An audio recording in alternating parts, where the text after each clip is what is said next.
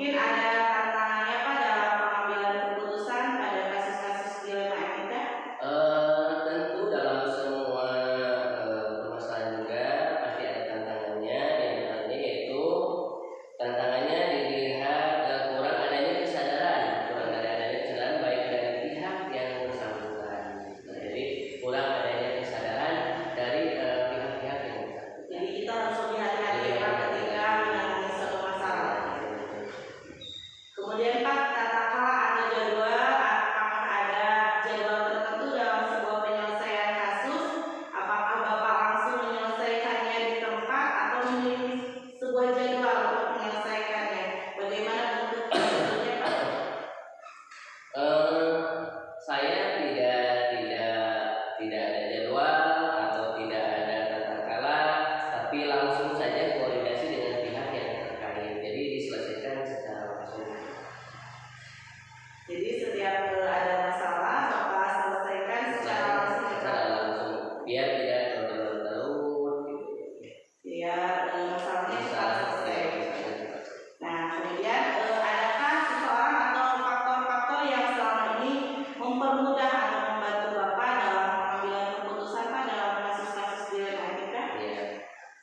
Semua kasus tidak dapat diselesaikan dengan sendiri, harus ada di antaranya adalah wakil kepala sekolah yang membantunya, guru-guru dan juga komite sekolah. Itu semua dikolaborasi semua. Alhamdulillah, jadi semua yang ada di sekolah turut serta ya Pak, jadi tidak hanya Bapak sendiri yang bertindak, tentunya ada kolaborasi. Baik Pak, yang terakhir mungkin dari yang telah tadi semuanya disampaikan, pembelajaran apa yang kira-kira Bapak petik dari pengalaman Bapak untuk mengambil keputusan dilema etika ini?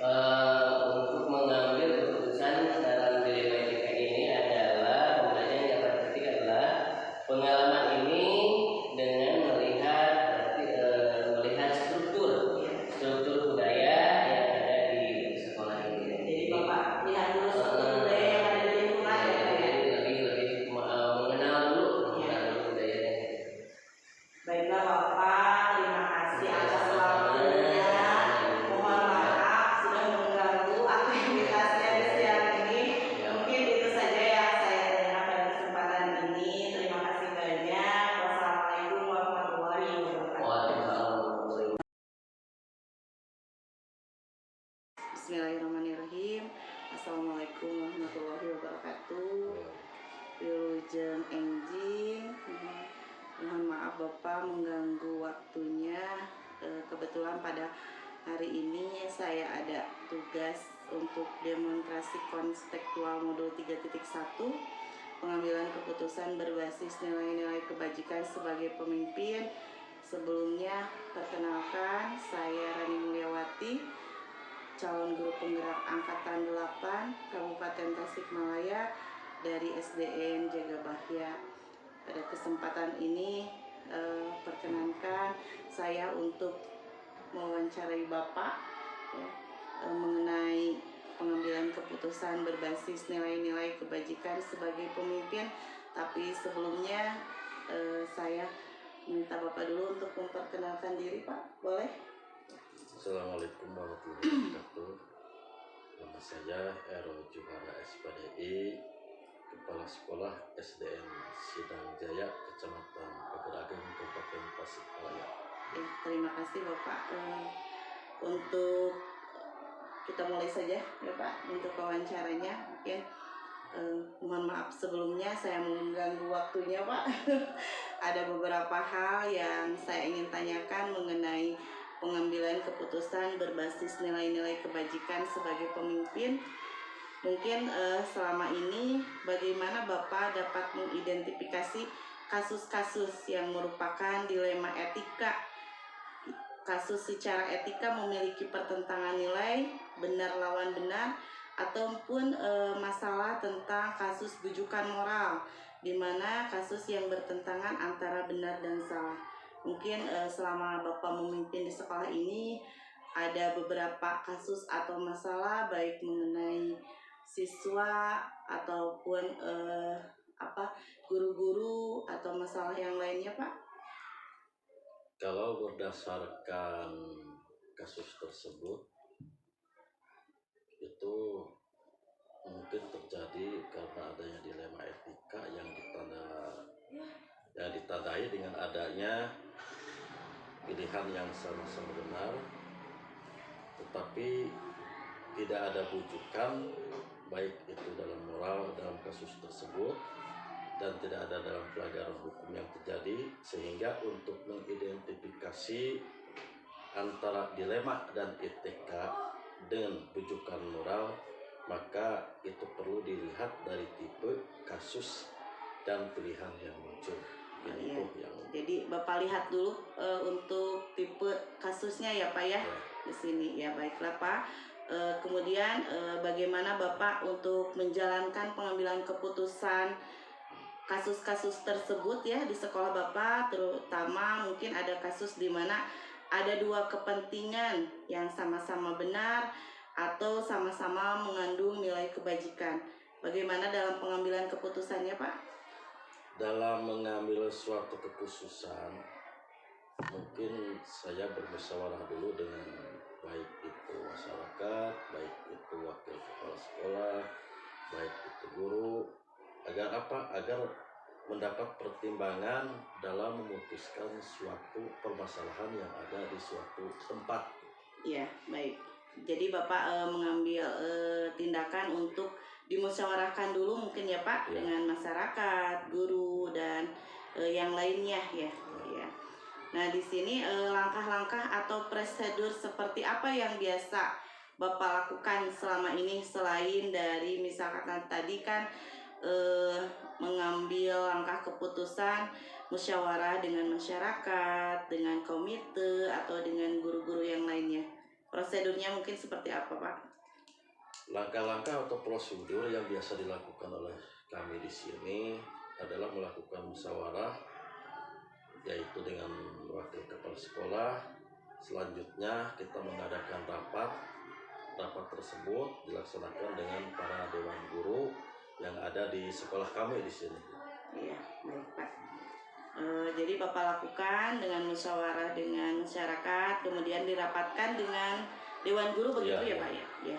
Kemudian hal-hal apa saja yang selama ini Bapak anggap efektif dalam mengambil keputusan pada kasus-kasus, contohnya untuk kasus dilema etika Pak? Untuk masalah itu, hal yang harus dianggap efektif dalam pengambilan keputusan. Jadi kami di sini mengadakan adanya komunikasi, baik itu dengan guru, baik itu dengan wakil kepala sekolah yang ada di sekolah kami sendiri. Jadi pada intinya Bapak berkomunikasi ya dan berkolaborasi dengan ibu bapak guru dan juga masyarakat di sekitar sekolah. Iya. Ya. Kemudian Pak, hal apa saja yang selama ini merupakan tantangan yang menjadi tantangan dalam mengambil keputusan pada kasus-kasus tersebut Pak? Ada tantangannya mungkin? Tantangan tersebut dalam pengambilan keputusan adalah mungkin kalau dilihat dari sekolah di sini itu karena adanya kesadaran atau kurangnya kesadaran atau pentingnya dalam pendidikan dari diri siswa ataupun orang tua siswa.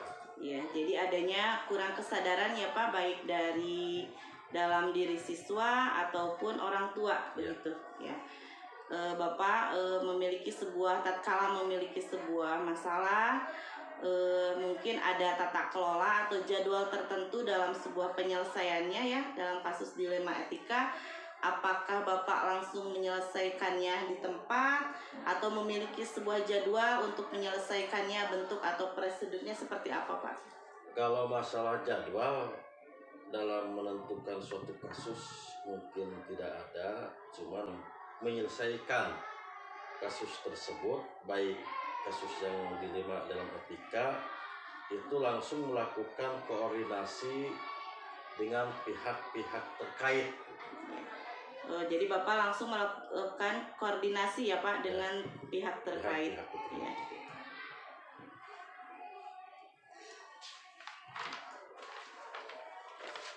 Kemudian Pak, adakah seseorang atau faktor-faktor yang selama ini mempermudah atau membantu Bapak dalam pengambilan keputusan dalam kasus-kasus dilema etika? Siapa saja kira-kira Pak? Yang membantu saya di sini sebagai kepala sekolah itu banyak, ada wakil kepala sekolah, ada guru, itu mereka itu yang membantu selama ini dalam mengambil suatu keputusan di dalam sebuah dilema etika. Ya. Dari semua hal yang telah tadi Bapak sampaikan, pembelajaran apa sih yang dapat Bapak petik dari pengalaman Bapak dalam mengambil keputusan sebagai pimpinan Pak? Pembelajarannya. Pembelajaran yang dapat dipetik adalah mungkin kita perlu memperhatikan budaya lingkungan sekolah untuk mengambil suatu keputusan. Ya. Jadi pada intinya kita melihat dulu struktur budaya ya Pak. Ya. Bagaimana kita cara menyikapi masalah itu ya mungkin. Ya baiklah Bapak, mungkin itu saja pertanyaan yang pada hari ini saya tanyakan kepada Bapak. Mudah-mudahan Bapak kedepannya pada saat ini dan kedepannya tetap menjadi pemimpin yang dapat mengambil keputusan dengan berbasis nilai-nilai kebajikan.